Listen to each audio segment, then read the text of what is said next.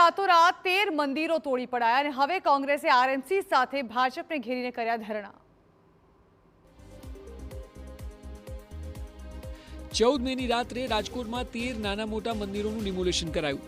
હવે આ મુદ્દે કોંગ્રેસે મોરચો માંડ્યો છે અને ધાર્મિક દબાણ હટાવવા મામલે આરએનસી પર આકરા પ્રહાર કરતા હાથમાં ગદા સાથે રામધૂન બોલાવીને વિરોધ કર્યો। લોકપ્રતિનિધિ તરીકે આપણે કોર્પોરેટરોને ચૂંટીને મોકલા હોય, કોઈ પણ પાર્ટીના હોય, ધારાસભ્ય હોય કે સંસદ સભ્ય હોય, એમને પણ પ્રશ્ન પૂછવો જોઈએ કે અમારા ઈષ્ટદેવોના મંદિર અડધી રાતે કેમ તંત્ર દ્વારા તોડવામાં આવે છે। રાજકોટ મહાનગરપાલિકાના આંધળા, બેરા અને અભિમાની શાસકો હજી તો પોતાની ધુરા સંભાળ્યા પહેલા રાતોરાત કેમ ઓર્ડર કરી દેવામાં આવે છે? આવા કોઈ પણ જગ્યાએ મંદિર નડતું નહોતું તેમ છતાંય તોડવા પાછળનું કારણ શું?